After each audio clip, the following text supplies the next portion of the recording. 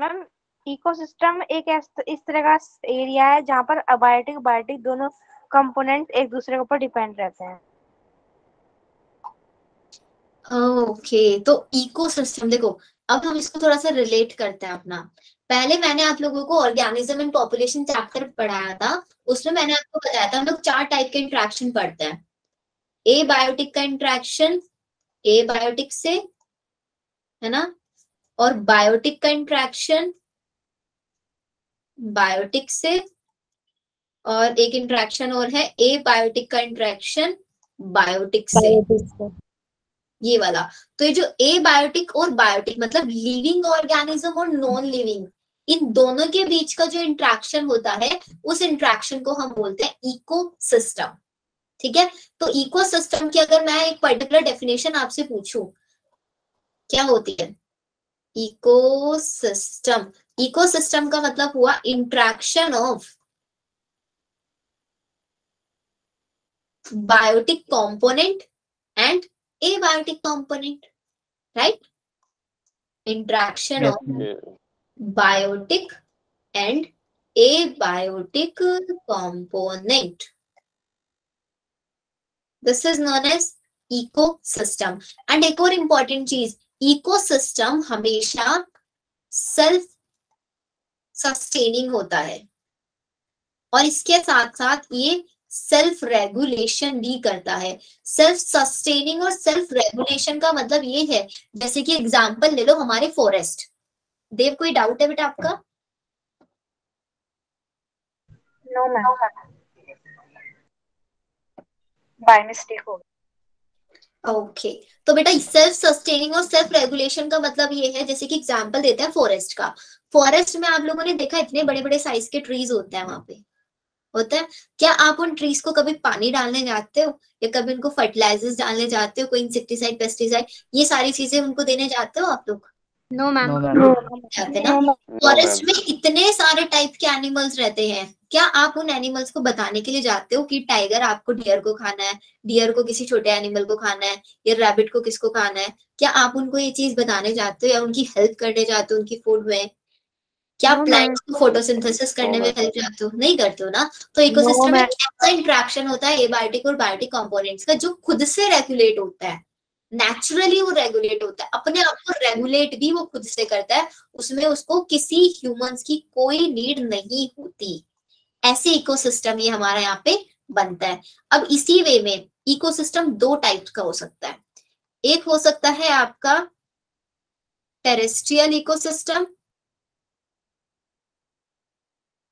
और एक होता है आपका Aquatic इकोसिस्टम। टेरेस्ट्रियल इकोसिस्टम जैसे कि आप लोगों को पता है वो इकोसिस्टम जो कि आपका लैंड पे होगा। टेरेस्ट्रियल इकोसिस्टम का एग्जांपल ले लो, हमारा फॉरेस्ट हो गए, है ना, डेजर्ट। ग्रासलैंड हो गए, डेजर्ट हो गया, ये वाले हमारे आएंगे टेरेस्ट्रियल इकोसिस्टम में। एक्वेटिक में जैसे सी हो गया, लेक हुआ, है ना, और एस्चुअरी हुआ, Wetland. पॉन्ड हो गया या वेटलैंड हो गया। इस टाइप के इकोसिस्टम्स को हम बोलते हैं एक्वेटिक इकोसिस्टम। इसके अलावा इकोसिस्टम दो टाइप के हो सकते हैं। एक होता है मेरे पास नेचुरल इकोसिस्टम और एक होता है मेरे पास आर्टिफिशियल। एंथ्रोपोजेनिक। हाँ, आर्टिफिशियल भी लिख लो इसको, या मैन मेड भी बोल देते हैं ना इसको। Yes ma'am. नेचुरल इकोसिस्टम वो इकोसिस्टम होता है जो खुद से बनता है, मतलब उसका फॉर्मेशन भी खुद हुआ प्लस मेंटेनेंस भी वो अपना खुद करता है। फॉर्मेशन एंड मेंटेनेंस होता है विदाउट ह्यूमंस इन्वॉल्वमेंट। कोई ह्यूमंस का इन्वॉल्वमेंट यहाँ पे नहीं होगा, लेकिन जितने भी मेरे आर्टिफिशियल होते हैं वहां पे ह्यूमंस का इन्वॉल्वमेंट से ही बनता है वो, विद ह्यूमन इन्वॉल्वमेंट। तो जो इकोसिस्टम बिना ह्यूमंस के इन्वॉल्वमेंट के बन रहा है उनको बोलेंगे नेचुरल इकोसिस्टम, जो ह्यूमंस के इन्वॉल्वमेंट से नहीं बन रहा है उनको बोलेंगे आर्टिफिशियल इकोसिस्टम। जितने भी हमारे नेचुरल इकोसिस्टम होता है उसके अंदर नेचुरली बन रहे हैं तो डाइवर्सिटी बहुत ज्यादा मेरे को देखने के लिए मिलेगी, डिफरेंट डिफरेंट टाइप की स्पीसीज मिल सकती है, लेकिन मैनमेड वालों में मेरे को इतनी ज्यादा डाइवर्सिटी नहीं मिलेगी। है ना। नेचुरल इकोसिस्टम में न्यूट्रिएंट साइकिल भी प्रेजेंट हो सकती है, लेकिन नेचुरल इकोसिस्टम की प्रोडक्टिविटी कम होती है, प्रोडक्टिविटी कम होती है, न्यूट्रिएंट साइक्लिंग ज्यादा होती है। यहाँ पे मैनमेड में न्यूट्रिएंट साइक्लिंग कम होगी क्योंकि लिमिटेड ही अमाउंट प्रोडक्ट्स का है, लिमिटेड मिनरल्स का यूज किया जाएगा यहाँ पे, लेकिन उन्हीं से हम प्रोडक्टिविटी इंक्रीज करा देते हैं, प्रोडक्टिविटी इंक्रीज हो सकती है। ये समझ में आया? Yes ma'am. चलो इतना समझ में आया। फिर इसके बाद आते हैं हमारे पास इकोसिस्टम के कंपोनेंट्स। मैम हाँ जी, मैम न्यूट्रिएंट साइकिल जो आर्टिफिशियल वाले में वो कम कैसे हो सकती वो है? कम वो तो इसलिए हम होगी देख बिकॉज हमें एक पर्टिकुलर टाइप का इकोसिस्टम बनाना है। जैसे एक्वेरियम बना दिया मैंने, एक्वेरियम के अंदर एक ऑक्सीजन यूज कर सकती हूँ, कार्बन डाइऑक्साइड ले सकती हूँ, वाटर ले सकती हूँ और कुछ छोटे छोटे मिनरल्स ले सकती हूँ। उससे ज्यादा तो नहीं मैं लूंगी ना वहाँ पे न्यूट्रिएंट्स। लेकिन नेचर के अंदर तो डिफरेंट डिफरेंट टाइप के न्यूट्रिएंट्स होते हैं, तो वहाँ पे ज्यादा साइकिल्स होने के चांसेस होता है, ओके डाइवर्सिटी वहाँ पे ज्यादा है। यस, मैम सेल्फ सस्टेनिंग बताना दोबारा। सेल्फ सस्टेनिंग का मतलब होता है जो खुद से चलता है, किसी के ऊपर डिपेंडेंट नहीं होता। रेगुलेशन अपने आप को मेंटेन करके रखना होता है, मेंटेन करके रखता है जो। सस्टेनिंग मतलब खुद से चलना और रेगुलेशन रखना, मतलब मेंटेन। हाँ, खुद से चलना, अपनी इंडिविजुअलिटी को मेंटेन रखना, सस्टेन है ये चीज, लॉन्ग लास्टिंग टाइप से बोल देता है। अब आते हैं हमारे पास इकोसिस्टम के कंपोनेंट्स। तो इकोसिस्टम के कंपोनेंट्स में दो टाइप के कंपोनेंट्स आते हैं, एक होते हैं एबायोटिक कंपोनेंट और एक होते हैं biotic. Biotic component. Abiotic component मेरे जैसे कि विंड हो गया, है ना, सॉइल हो गया और सनलाइट मैम। टोपोग्राफिक हो गया, इस टाइप वाटर। ना। जो सॉइल होता है ना, सॉइल को हम एडेफिक भी बोलते हैं। मतलब एडेफिक वो फैक्टर्स होते हैं, वो कंपोनेंट होता है जो सॉइल की नेचर को बताता है। टोपोग्राफिक का मतलब होता है कि जो एल्टीट्यूड को बताता है कि सॉइल की अंदर कितनी ज्यादा लेयरिंग हो रखी है, पूरा माउंटेन बन रखा है या फिर एक प्लेन ही है, एक सिंगल ही लेयर है। बहुत सारी लेयरिंग जब हो जाएगी तभी तो एक माउंटेन बनेगा ना। तो टोपोग्राफी में एल्टीट्यूड पता चलता है, हाइट पता चलती है। बायोटिक के अंदर क्या आता है, सबसे पहले मेरे पास आते हैं प्रोड्यूसर्स, बायोटिक नहीं होगा, कंज्यूमर्स और डिकम्पोजर। क्या बोल रहे हो आप? मैम वाटर अबायोटिक नहीं होगा? वाटर भी एबायोटिक में आएगा, लिख लो उसको भी। Okay ma'am. प्रोड्यूसर्स तो टाइप के, हाँ जी मैम एयर भी आएगा फिर तो। हाँ, एयर भी इसी में ही आएगा, मैम सनलाइट। सनलाइट भी इसी में ही आएगा। फोटोट्रॉप्स और एक होते हैं कीमोड्रॉप्स। ये दो टाइप के। तो मतलब मेरे एक इकोसिस्टम को मैं वो बोलूंगी जिसके अंदर एबायोटिक बायोटिक दोनों फैक्टर्स होंगे। एबायोटिक में विंड, एयर, सॉइल, सॉइल का नेचर कैसा है, एल्टीट्यूड कैसा है, वाटर, ये सारी चीजें एबायोटिक हो गया। बायोटिक में मेरे पास प्रोड्यूसर्स होंगे, कंज्यूमर्स, डिकम्पोज। प्रोड्यूसर्स भी फोटो ऑटोट्रॉफ्स भी हो सकते हैं, कीमो ऑटोट्रॉफ्स भी हो सकते हैं। ये आया समझ में? Yes ma'am. देखना है कि इन सब फैक्टर्स से मिलके कैसे मेरा प्रोडक्टिविटी बनेगी, कैसे प्रोडक्टिविटी मैं बनाऊंगी। तो उसमें कुछ छोटी छोटी चीजें हैं जो हमारी एनसीईआरटी बताती है। सबसे पहले मेरे को चेक करना है स्पीसी कॉम्पोजिशन।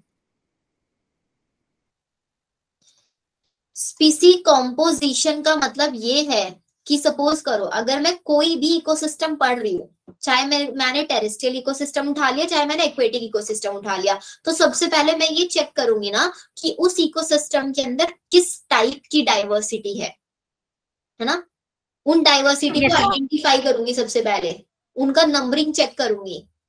तो कोई भी डाइवर्सिटी जब मैं पढ़ूंगी तो उस डाइवर्सिटी में पहली चीज मैं पढ़ूंगी इसके अंदर स्पीसीज का कॉम्पोजिशन कैसा है। तो स्पीसीज के कॉम्पोजिशन में मैं क्या करूंगी, आइडेंटिफिकेशन करेंगे एंड न्यूमराइजेशन करेंगे, या न्यूमरेशन, नंबरिंग देंगे कितने प्लांट्स है, कितने एनिमल्स है, कौन कौन सी डाइवर्सिटी क्या है, और डाइवर्सिटी में कितने प्लांट्स और एनिमल्स है, उनका स्टॉप हो गई। हाँ जी, स्क्रीन शो नहीं हो रहा है। यस मैम, स्टक हो गई है। Yes ma'am. अरे ये तो काफी टाइम से स्टक है फिर। नो मैम, अभी भी है। अभी देखना। यस मैम, दिख रहा है। चलो, तो स्पीसी कॉम्पोजिशन स्लाइड में दिखा दीजिए, कौन सी बेटा? पिछली वाली। हाँ, ऑरेंज वाली हो गया मैम। हो गया। Yes ma'am. Yes ma'am. चलो, ये हुआ स्पीसी कॉम्पोजिशन में। अब अगर कोई मुझसे बात करे बेटा कि हमारे वर्ल्ड में वो कौन सी इकोसिस्टम है या कौन सा रीजन है जहां पे सबसे ज्यादा स्पीसीज, सबसे ज्यादा डाइवर्सिटी पाई जाती है, याद करो हमारा डीपीपी। डीपीपी का पहला क्वेश्चन यही था। क्या लगाया था हमने वहां answer? Maximum diversity in the world कहाँ, कौन से रीजन में पाई जाती है? Tropical region. एग्जैक्टली। तो वही क्वेश्चन यहाँ पे आ गया, maximum diversity in world. World में मैक्सिमम डाइवर्सिटी कहाँ पे पाई जाती है? ट्रॉपिकल रेन फॉरेस्ट में पाई जाती है। Tropical rain forest. ये आपको याद रखना है, सबसे ज्यादा डाइवर्सिटी यहाँ पे पाई जाएगी। ठीक है, पहला चीज तो ये हो गया जब भी मैं कोई इकोसिस्टम पढ़ रही हूँ। फिर उसके बाद मैं उस इकोसिस्टम में चेक करूंगी स्ट्रेटिफिकेशन। स्ट्रेटिफिकेशन समझते हो कि जो मेरे पास स्पीसीज हैं उस इकोसिस्टम में उनका डिस्ट्रीब्यूशन कैसा है, कितने, सपोज करो मेरे पास 5 तो है मेरे पास हर्ब्स, 5 है मेरे पास श्रब और 5 ही मेरे पास है ट्री। देखो समझाती हूँ, ये मेरा अर्थ का सरफेस, ये मेरे पास हर्ब्स, ठीक है, ये मेरे पास श्रब बन गए।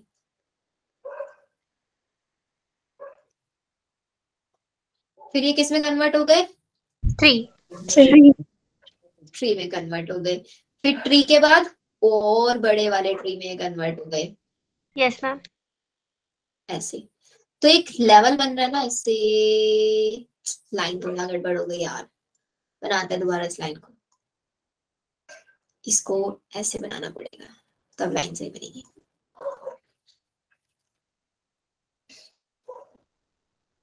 देखो बन रहा है ना एक लेवल, लेयरिंग। इसी को बोलते हैं स्ट्रेटिफिकेशन। तो स्ट्रेटिफिकेशन का मतलब क्या हुआ? Vertical distribution of species. Species का वर्टिकल डिस्ट्रीब्यूशन। अगेन क्वेश्चन आएगा, मैक्सिमम स्ट्रेटिफिकेशन कहाँ देखा जाता है? एग्जैक्टली, मैक्सिमम स्ट्रेटिफिकेशन देखा जाता है हमारा ट्रॉपिकल रेन फॉरेस्ट में। ट्रॉपिकल रेन फॉरेस्ट में ये आप लोगों को याद रखना है। यहाँ पे क्लियर हुआ? वर्टिकल क्यों कह रहे हैं? वर्टिकल डिस्ट्रीब्यूशन ये लाइन ऐसे जा रही है ना, वर्टिकल नीचे से ऊपर की साइड, ओके, इसलिए। ये हम लोगों ने पढ़ लिया कि उस स्पीसीज में किस टाइप की मतलब एक इकोसिस्टम में किस टाइप की स्पीसीज है। फिर नेक्स्ट टर्म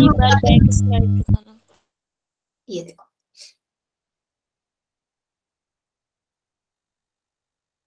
हो गया। हो गया।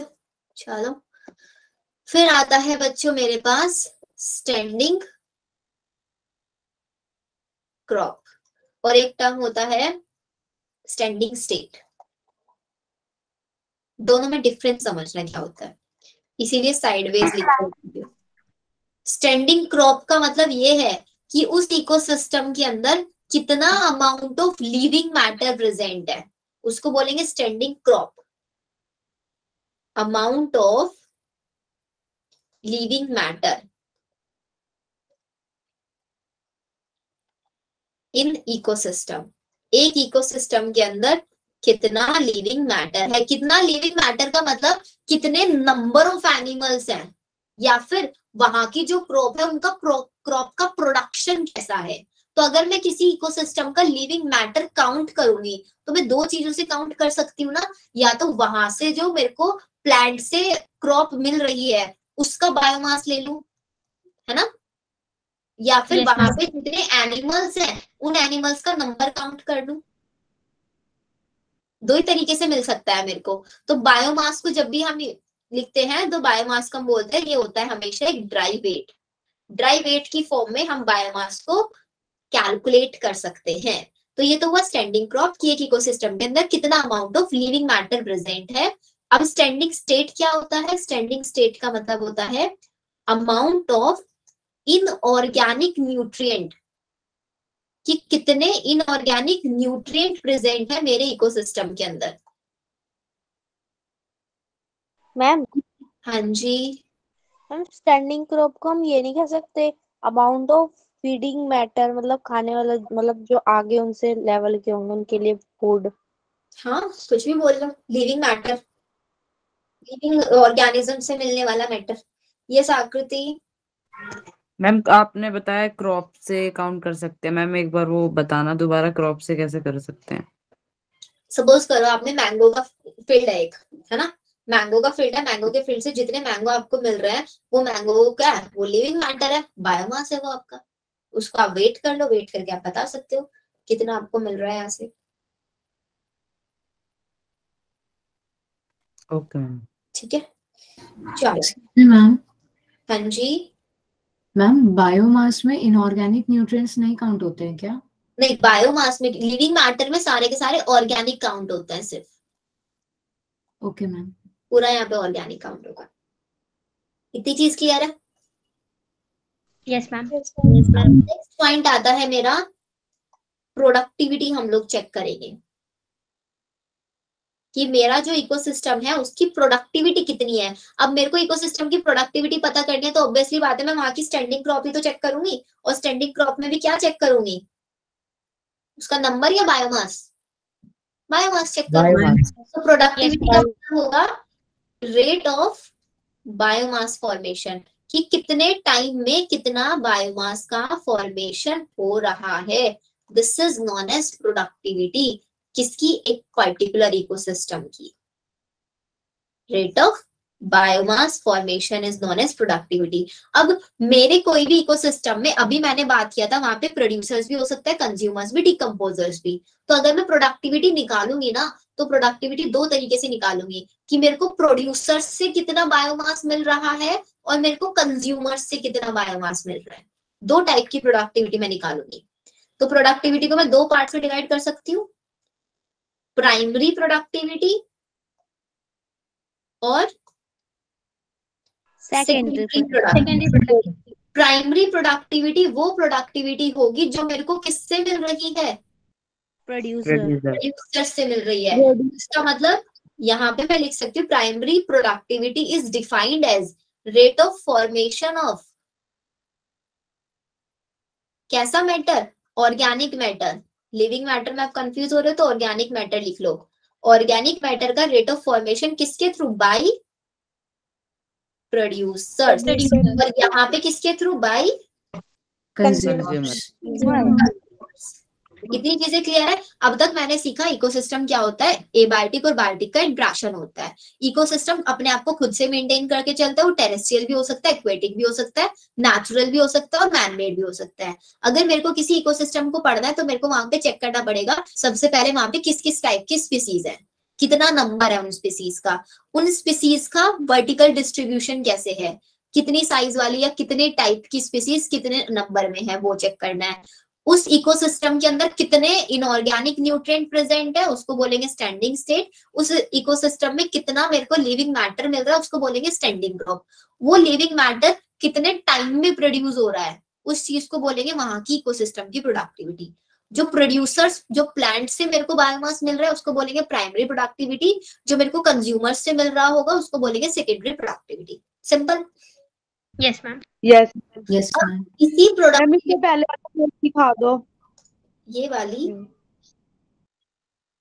Yes ma'am. लिख लो जल्दी जल्दी से। यस मैम, हो गया। हो गया ना?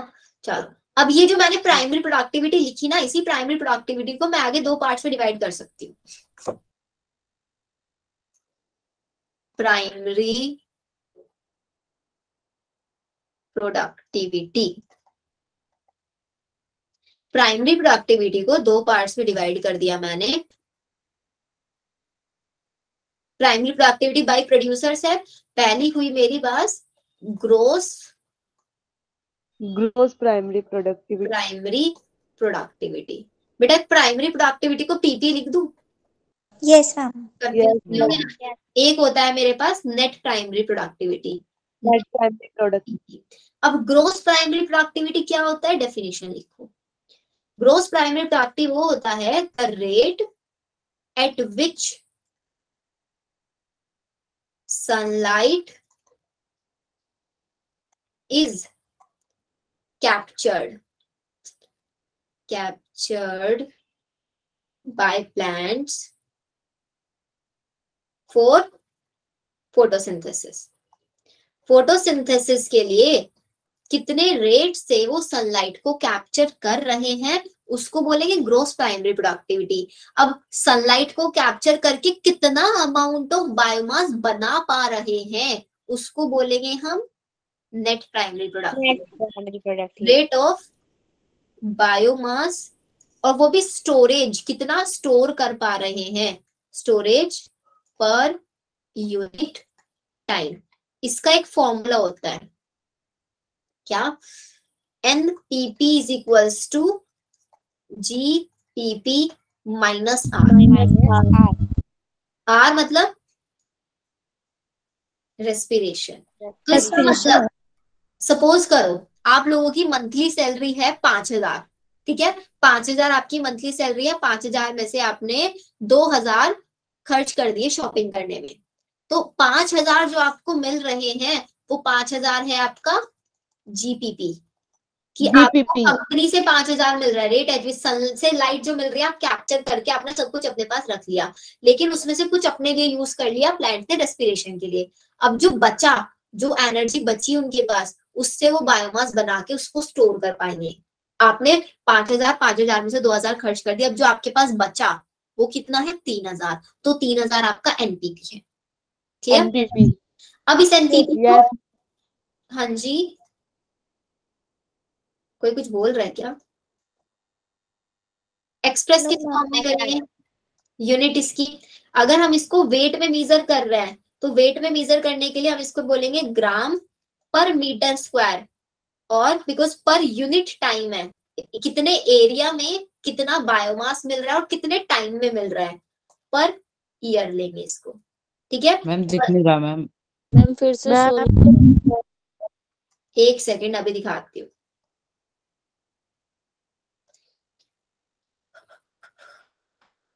यस मैम, हाँ मैम दिख रहा था।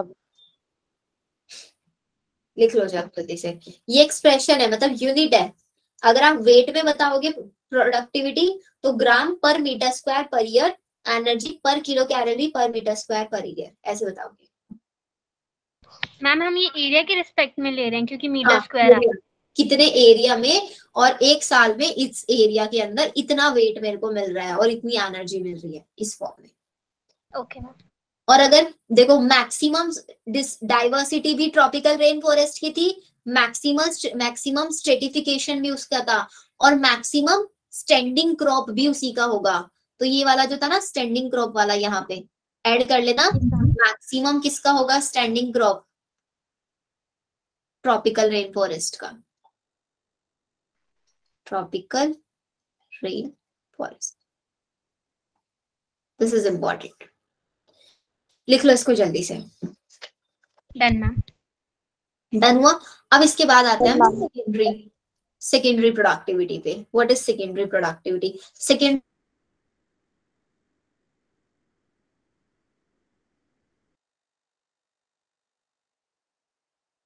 एक सेकेंड होल्ड करना बच्चों, जस्ट सिंगल सेकेंड बस। Okay ma'am.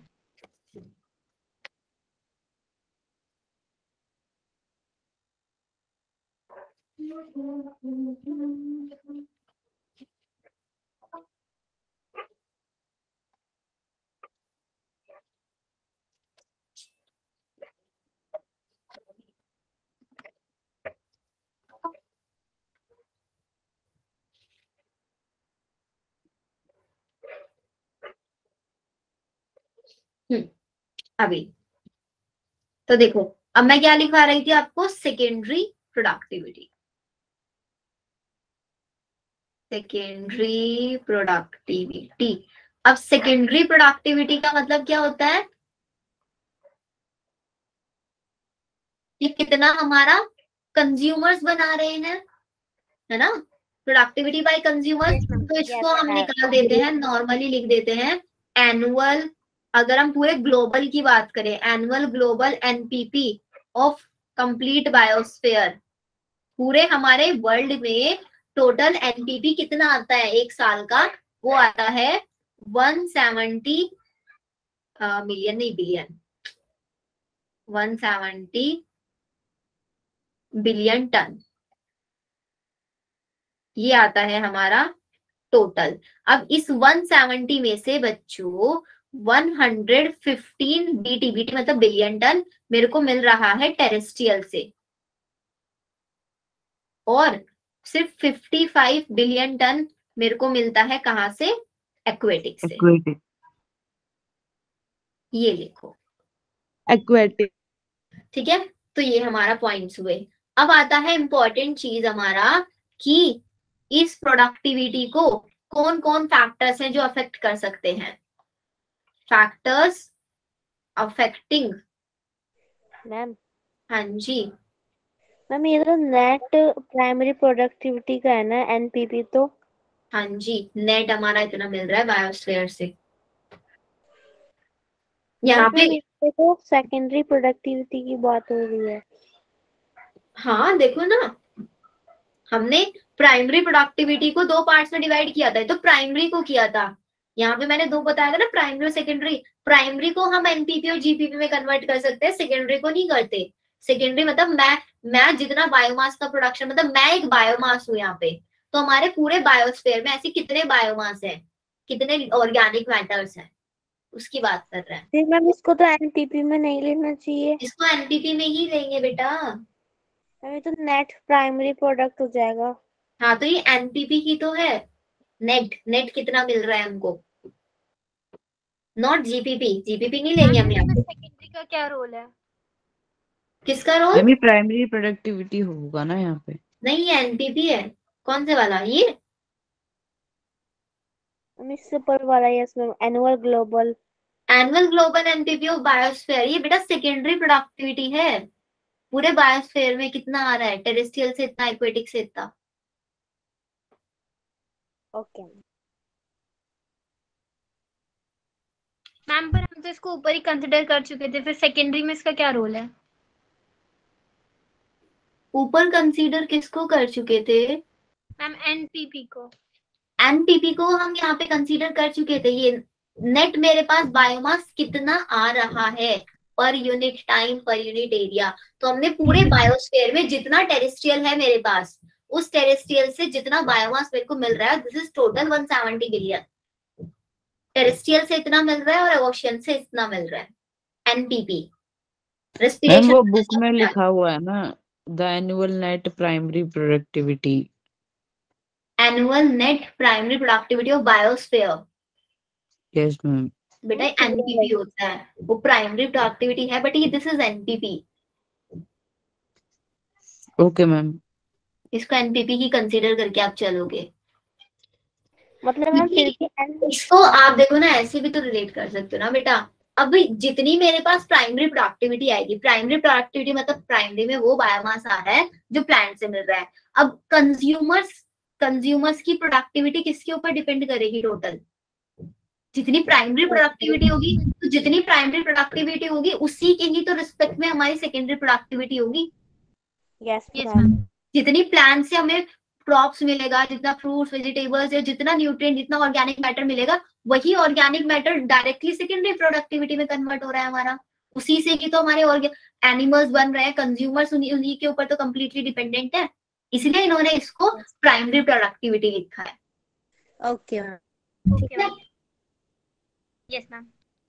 चलो फिर आता है फैक्टर्स अफेक्टिंग प्राइमरी प्रोडक्टिविटी। अब जल्दी से बताओ कौन कौन से फैक्टर है जो प्राइमरी प्रोडक्टिविटी, एनिमल जो सॉरी प्लांट्स जो हमारे बायोमास बना रहे हैं उसको कौन कौन सी चीजें अफेक्ट कर सकती हैं? Ma'am temperature, rainfall. Biotic and abiotic factor. सबसे पहले तो उनकी फोटो, बिकॉज बायोमास वो या फिर ऑर्गेनिक मैटर बना किससे रहे हैं? फोटोसिंथेसिस से। तो उनकी फोटोसिंथेटिक एबिलिटी। अच्छा, सबसे ज्यादा फोटोसिंथेसिस C3 प्लांट्स कर सकते हैं, C4 प्लांट्स। तो ज्यादा प्राइमरी प्रोडक्टिविटी किसकी होगी, C3 की या C4 की? C4 की मोर होगी, क्योंकि वहां पे फोटो रेस्पिरेशन भी नहीं होता इसलिए, है ना। C4 प्लांट्स का एग्जांपल मेज और सोरगम, शुगर केन या सोरगम, ये सब। तो पहली चीज हो गई फोटोसिंथेसिस। सेकेंड, सन से आने वाली लाइट, सोलर रेडिएशन उनको कितनी मिल रही है, सनलाइट कितनी मिल रही है ना। टेम्परेचर उस रीजन का कैसा है, उस रीजन की सॉइल कैसी है, ये सारी चीजें हमारी प्राइमरी प्रोडक्टिविटी को अफेक्ट करेंगी। प्राइमरी प्रोडक्टिविटी अफेक्ट होगी तो हमारे पूरे बायोस्फीयर का एनपीपी भी डाउन होगा। अब यहाँ पे आपको रीजन समझ में आ रहा होगा टेरेस्ट्रियल और एक्वेटिक में इनकी जो एनपीपी है इसमें इतना ज्यादा डिफरेंस क्यों है। बिकॉज आपको पता है एक्वेटिक में जो डीप वाला पार्ट होता है, जो डीप ओशन जो बेंथिक जोन होता है, वहां पे तो लाइट जाती ही नहीं है, वहां पे तो फोटोसिंथेसिस होता ही नहीं है ना। एक्वेटिक का जो सबसे ऊपर वाला पार्ट होता है लिम्नेटिक जोन होता है, वहीं पे फोटोसिंथेसिस होता है सिर्फ, इसलिए टेरेस्ट्रियल में ज्यादा होते हैं, एक्वेटिक में ज्यादा नहीं होती। वाटर नहीं करेगा इफेक्ट? क्या बेटा? वाटर इफेक्ट नहीं करेगा प्राइमरी प्रोडक्टिविटी को? वाटर इफेक्ट कैसे कर, वाटर आपका हाँ ऑब्वियसली कर सकता है, बिकॉज अगर सोलर रेडिएशन हम कम कर दे, वहां पे रेनिंग ज्यादा हो रहा है किसी एरिया के अंदर, बहुत ज्यादा रेनिंग हो रहा है, तो वो भी अफेक्ट कर सकता है। और वाटर बिल्कुल भी नहीं है, वो भी अफेक्ट कर सकता है। डेजर्ट वाली कंडीशंस आ गई ना, वहां पे सोलर रेडिएशन ज्यादा होगी, तो सोलर रेडिएशन मतलब सनलाइट ज्यादा किस में होती है, डेजर्ट्स वाले एरिया में होती है, इफेक्ट करेगा ना। हाँ ऑब्वियसली अफेक्ट तो करेगा वो भी। डायरेक्टली आपको वही लिखना है फोटोसिंथेसिस उनका कम कहाँ पे होगा। Okay ma'am. चलो अब यहाँ पे ना प्रोडक्टिविटी के कुछ लेवल्स भी हमको याद करने पड़ते हैं कि प्रोडक्टिविटी सबसे ज्यादा किसकी होती है और सबसे ज्यादा कम किसकी होती है।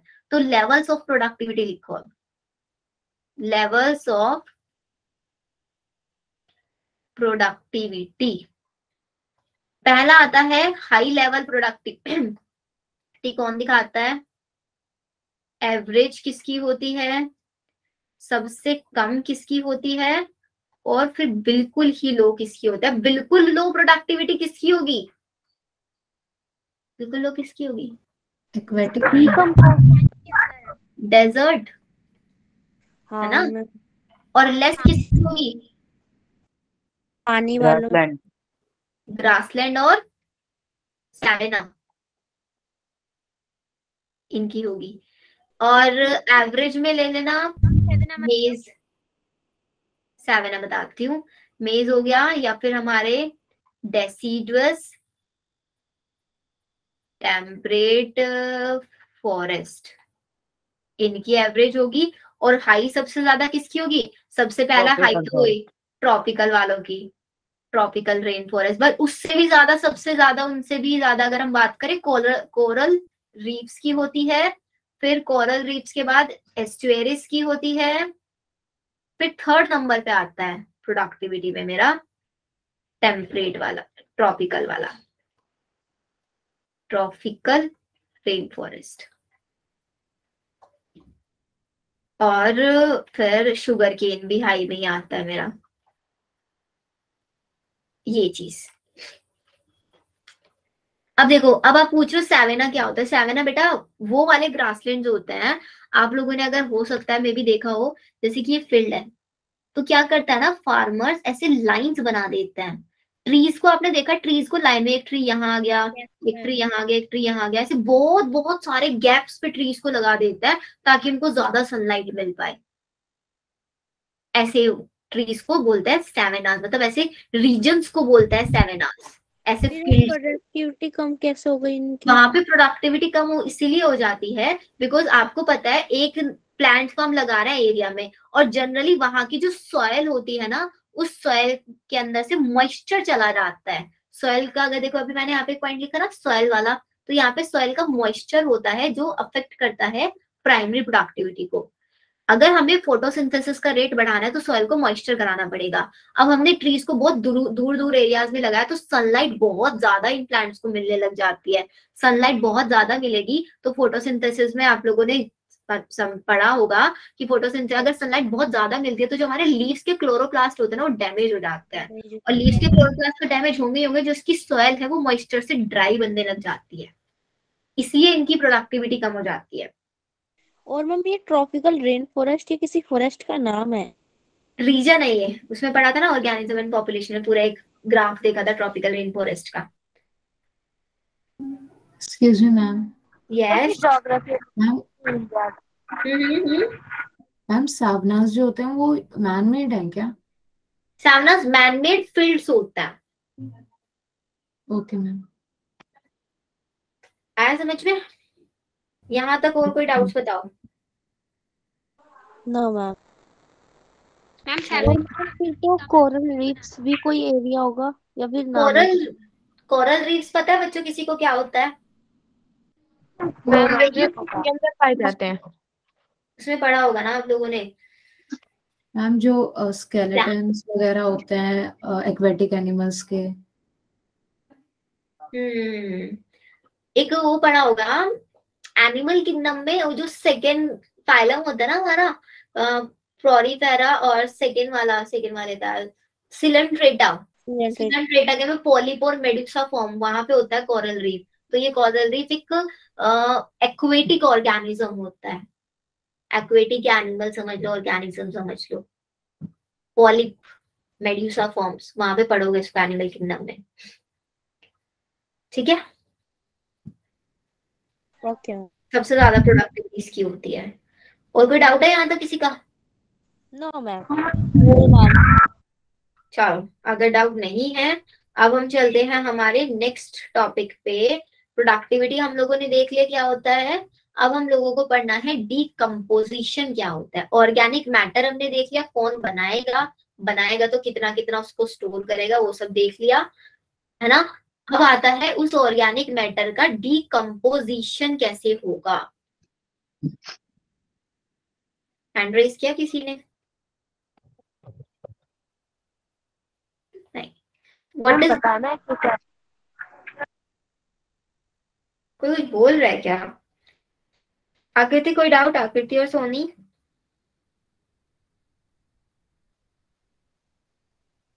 क्या बच्चों? नो डाउट है। तो चलो अब चलते हैं डीकम्पोजिशन से। डीकम्पोजिशन का मतलब होता है जो मैंने अभी ऑर्गेनिक मैटर बनाया है ना इतना सारा, इसी ऑर्गेनिक मैटर का डीकम्पोजिशन कराना है, इसको ब्रेक डाउन कराना। This process is known as decomposition. Decomposition का मतलब है फिजिकल एंड फिजिकल और केमिकल समझते हो। फिजिकल का मतलब ऑर्गेनिक मैटर बड़े से साइज में है, उसको छोटे छोटे पीसेस में ब्रेक डाउन कराना, और उस ऑर्गेनिक मैटर को इनऑर्गेनिक में कन्वर्ट कराने को बोलेंगे केमिकल। ठीक है? Yes ma'am. Physical and chemical break down of organic matter is non as decomposition. Decomposition की साइट क्या क्या हो सकती है? ऑब्वियसली दो टाइप के इकोसिस्टम पढ़े थे, टेरेस्ट्रियल और एक्वेटिक। तो ये टेरेस्ट्रियल में भी डीकम्पोजिशन हो सकता है, एक्वेटिक में भी डीकम्पोजिशन हो सकता है। डीकम्पोजिशन में किस किस का हो सकता है? एक वर्ड हम लोग पढ़ते हैं डेट्राइटस, एक वर्ड होता है मेरे पास लीटर। कभी कभी इनमें ना डिफरेंस पूछ लिया जाता है स्टेटमेंट वाले क्वेश्चन, जैसे अभी एनसीईआरटी ज्यादा आने लगे। डेट्राइटस का मतलब होता है जो प्लांट्स और एनिमल्स की डेथ हो जाती है ना, डेथ होने के बाद जो उनका पूरा ऑर्गेनिक मैटर बचता है उसको डेट्राइटस बोलते हैं। Dead remains of plants and animals. Plants और एनिमल्स को जो डेड रिमेन्स है उसको बोलेंगे डेट्राइटस। अब लिटर क्या होता है, जैसे आप लोग मॉल्स वगैरह में जाते हो तो डू नॉट लिट हियर, इस टाइप के स्टेटमेंट्स लिखे रहते हैं। Yes ma'am. लिटर का मतलब होता है जो वेस्ट आप प्रोड्यूस कर रहे हो, उधर उधर खा के इधर उधर चीजें च्यू कर रहे हो, उसको बोलते हो जो आप मटेरियल प्रोड्यूस कर रहे हो, that material is known as litter. तो लिटर देखो, अब डेट्राइटस और लिटर में डिफरेंस क्या है? डेट्राइटस अर्थ के ऊपर भी हो सकता है, ग्राउंड से ऊपर भी हो सकता है और अंडरग्राउंड भी हो सकता है। नहीं, अगर मेरा प्लांट है, प्लांट की रूट्स की डेथ हो गई तो प्लांट्स की रूट सॉइल के अंदर डेथ हो रही है, तो डेट्राइटस सॉइल के अंदर भी बन सकता है और अर्थ के ऊपर भी बन सकता है। Yes ma'am. लेकिन लिटर सॉइल के अंदर नहीं बन सकता ना, ये सिर्फ हमेशा क्या होगा? ग्राउंड के ऊपर होगा। तो it is a ground waste, और ये हमेशा प्रोड्यूस कौन करता है? ह्यूमंस प्रोड्यूस करते हैं। ये ऐसा ग्राउंड वेस्ट है जिसको ह्यूमंस प्रोड्यूस करते हैं। अब हम लोगों को सीखने हैं स्टेप्स ऑफ डीकम्पोजिशन। कि डीकम्पोजिशन में हमने पढ़ लिया डेफिनेशन कि इसके अंदर क्या होता है, फिजिकल एंड केमिकल ब्रेकडाउन होता है ऑर्गेनिक मैटर का, बट होता कैसे है। अब लिखो इसके स्टेप्स।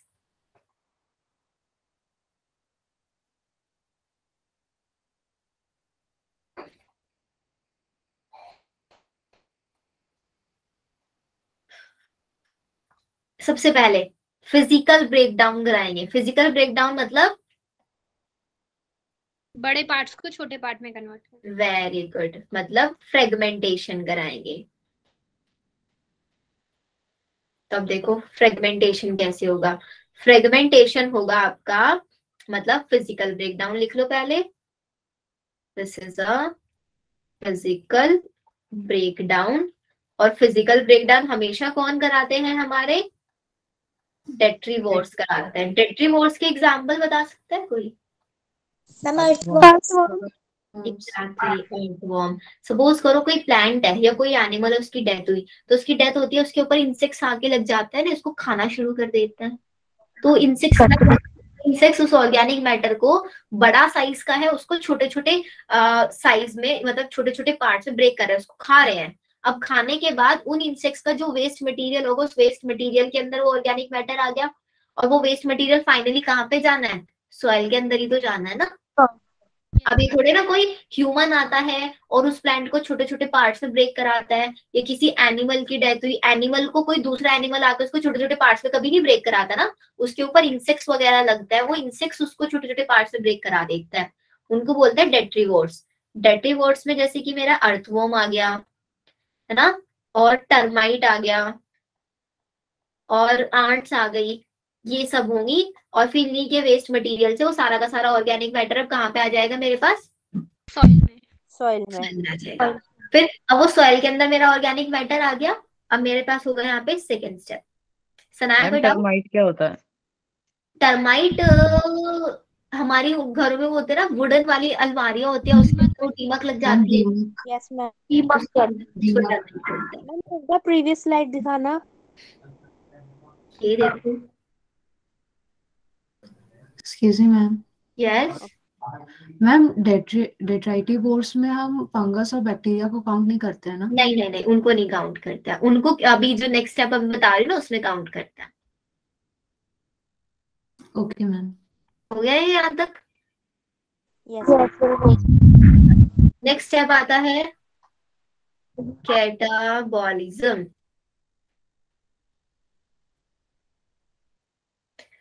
अब देखो बच्चों जरा, कैटाबॉलिज्म का मतलब होता है, अब जो इन्होंने मतलब टर्माइट, अर्थवॉर्म, इन सब ने क्या किया, फिजिकल ब्रेकडाउन करा के मेरे पास बना दिया डेट्राइटस।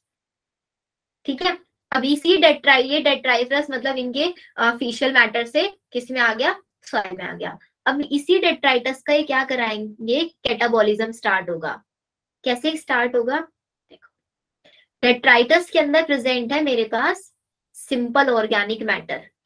ऑर्गेनिक मैटर होता है कोई भी एनिमल और प्लांट, इस ऑर्गेनिक को कन्वर्ट करेंगे इनऑर्गेनिक में, और ऑर्गेनिक को इनऑर्गेनिक में कन्वर्ट कराने का काम होता है मेरे डीकम्पोजर्स का। और डीकम्पोजर्स सारे के सारे एग्जाम्पल जैसे कि बैक्टीरिया एंड फंजाई। इस प्रोसेस को केमिकल ब्रेकडाउन बोलता है। बताया था ना, डीकम्पोजिशन में फिजिकल और केमिकल ब्रेकडाउन होता है। This is physical breakdown, this is chemical breakdown. Done? Yes ma'am. फिर अब मेरे पास ऑर्गेनिक मैटर बन के आ गया, उस ऑर्गेनिक मैटर का होगा लीचिंग। लीचिंग में क्या होगा, इस ऑर्गेनिक मैटर को हम वाटर सॉल्युबल सब्सटेंस में कन्वर्ट करा देते हैं। मतलब ये जो डेट्राइटस, ये इनऑर्गेनिक सब्सटेंस बनाना, ये इनऑर्गेनिक सब्सटेंस एक वाटर सॉल्युबल टाइप से होता है।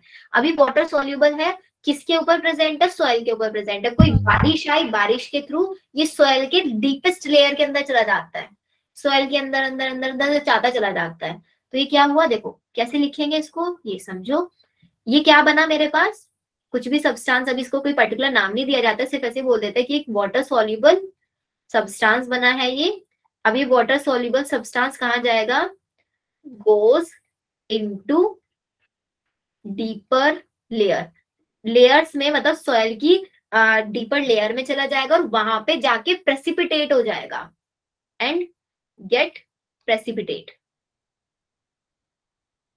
गेट प्रेसिपिटेट हो गया प्रेसिपिटेट। अब प्रेसिपिटेट होने के बाद उसके अंदर क्या होगा, नेक्स्ट स्टेप होगा उसमें ह्यूमिफिकेशन। ह्यूमिफिकेशन मतलब ये जो प्रेसिपिटेट हो चुका है ना, अब ये प्रेसिपिटेट होने के बाद क्या होगा, एक डार्क कलर के कंपाउंड में चेंज हो जाएगा, जिसको हम बोलेंगे ह्यूमस। अब ये ह्यूमस बन चुका है, ह्यूमस का मतलब है डार्क एमोर्फस सब्सटेंस में कन्वर्ट हो चुका है, डार्क कलर के एमोर्फस सब्सटेंस में कन्वर्ट हो चुका है। या फिर हम इस स्टेज पे इसको बोल देते हैं कि इसका ये एक पार्शियली डिकम्पोज डेट्राइटस है, पार्शियली डिकम्पोज डेट्राइटस इसको हम बोल देंगे, ठीक है। फिर ह्यूमिफिकेशन होने के बाद लास्ट स्टेप आता है मेरे पास मिनरलाइजेशन। मतलब ये जो ह्यूमस बन गया ना, ये ह्यूमस अब मिनरल में कन्वर्ट हो जाएगा। तभी तो सॉइल को, प्लांट्स के अंदर सॉइल्स को जो मिनरल्स मिलता है वो यहीं से तो मिल रहा है, हम मिनरल्स बना रहे हैं सॉइल के अंदर।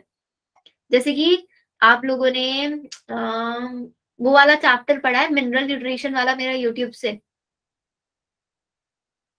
यस। अगर पढ़ा होगा तो वहां पे आपने वो नाइट्रोजन साइकिल जरूर पढ़ी होगी, तो उससे आप रिलेट कर पा रहे होंगे अब इसको। नाइट्रोजन साइकिल में मैंने बोला था एटमॉस्फेयर की जो N2 है उसको हम कन्वर्ट कराते हैं अमोनिया में, अमोनिया से नाइट्रेट में, नाइट्राइट में, फिर वो नाइट्राइट प्लांट के अंदर जाएगी, प्लांट से उसको एनिमल्स खाएंगे, फिर एनिमल की डेथ हो जाएगी, डेथ होने के बाद वो नाइट्रोजन फिर से मिनरल में कन्वर्ट होकर सॉइल के अंदर आ जाएगी, फिर सॉइल से फिर प्लांट में। तो एक साइकिल चल रही है ना ये, यस मैम। मतलब सॉइल से प्लांट में, प्लांट से एनिमल्स में, फिर एनिमल से यहाँ पे, और कुछ तो एयर में चली जाती है वापस और कुछ प्लांट्स को मिल जाती है। तो देखो मैंने यहाँ पे मिनरल बना दिया। अब ये जो ह्यूमस है मेरा, इसी ह्यूमस को करा देंगे हम यहाँ पे डीकम्पोज, और फाइनली मेरे पास बन जाएगा क्या, इन ऑर्गेनिक मटेरियल, या इन ऑर्गेनिक मिनरल लिख दो सिर्फ, इन ऑर्गेनिक मिनरल मिल गया। This is the process of decomposition.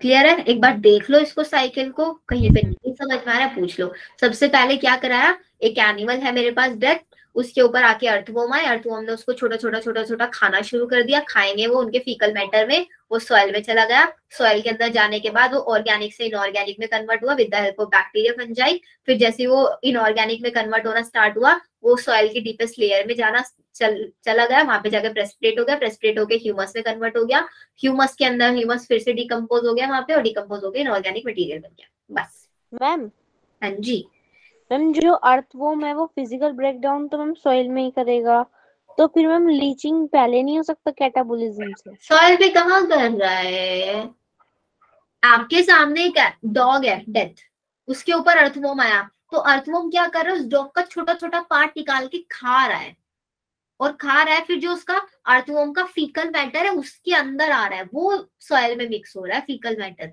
Earthworm नहीं उसको इनऑर्गेनिक में कन्वर्ट करा सकता।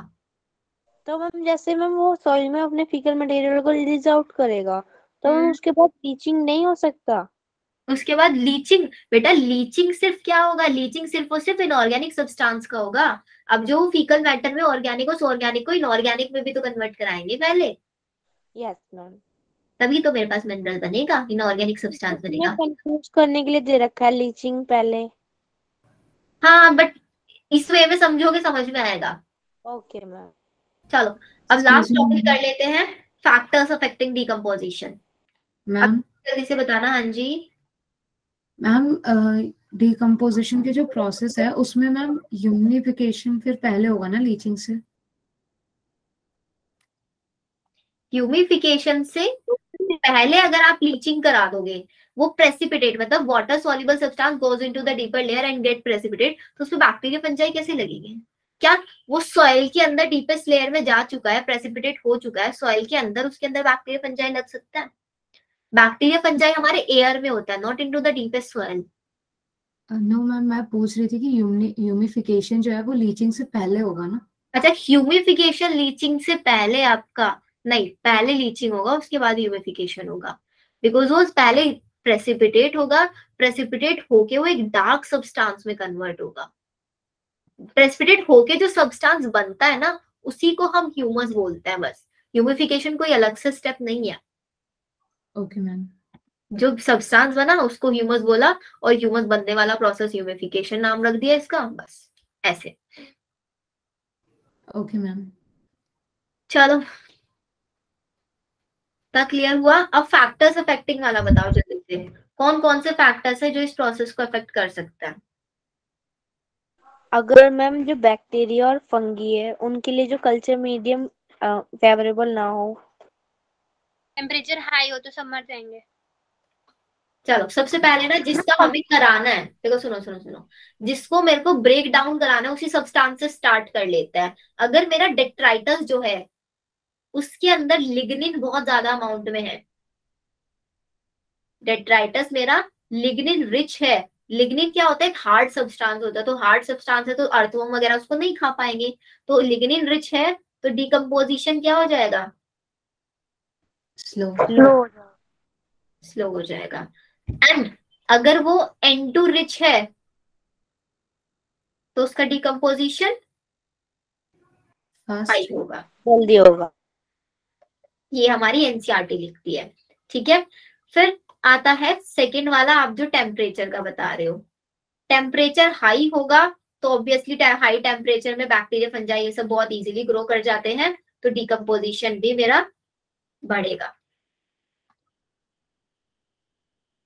यस मैम, मॉइस्चर भी इसको इफेक्ट कर सकता है। थर्ड पॉइंट लिखो मॉइस्चर।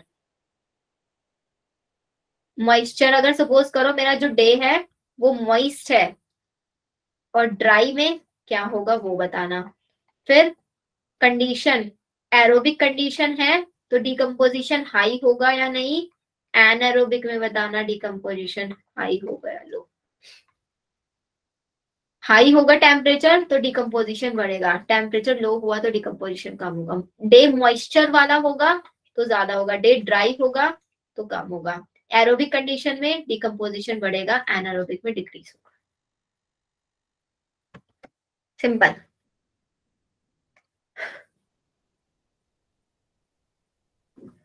बताओ और कोई डाउट किसी को? चलो नहीं डाउट है तो यू कैन गो। दूसरा टॉपिक नहीं, आज ही स्टार्ट करते दूसरा टॉपिक। ह्यूमिफिकेशन रिपीट कर दीजिए बेटा। ह्यूमिफिकेशन समझ में आ गया था आपको? ह्यूमिफिकेशन जो मेरा वाटर सॉल्युबल सब्सटेंस बना है ना वो ऑर्गेनिक में कन्वर्ट होने के बाद वो सॉइल की डीपेस्ट डीपेस्ट लेयर में जाएगा और लेयर में जाने के बाद एक सॉलिड में कन्वर्ट हो जाएगा, एक प्रेसिपिटेट बन जाएगा, उसी को ह्यूमस बोलते हैं। And this process known as humification. उसका डीपेस्ट लेयर में जाना इज नोन एज लीचिंग और वहां पे जाके प्रेसिपिटेट होके एक डार्क सब्सटेंस में कन्वर्ट होना इज ह्यूमिफिकेशन।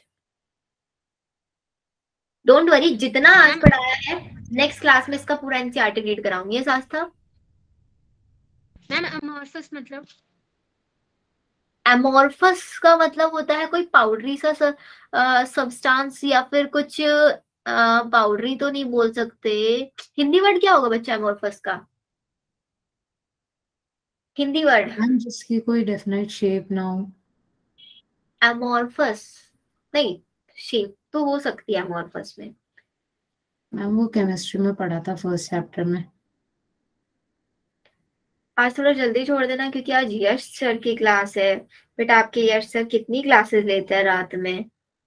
मैम रात के 10 बजे से 11:15 तक। अरे यार, इतना आप लोग तो 7 बजे से पढ़ रहे हो कॉन्टिन्यूअसली। Yes ma'am. चलो जल्दी छोड़ देता है, आप लोग रेस्ट करो। हाँ, तो एमॉर्फस का बेटा देखो, कोई सॉलिड सब्सटेंस है तो सॉलिड सब्सटेंस है से एक डार्क एमॉर्फस में कन्वर्ट हो रहा है वो एमॉर्फस। हाँ, ऐसे ही समझ सकते हो। कोई एमॉर्फस का मतलब होता है पाउडरी टाइप से सब्सटेंस। तो पाउडरी में ऐसे सना नहीं बोले, प्रॉपर शेप नहीं होगा उसका, कोई प्रॉपर स्ट्रक्चर नहीं होगा। स्लाइड बैक, ये देखो बैक स्लाइड।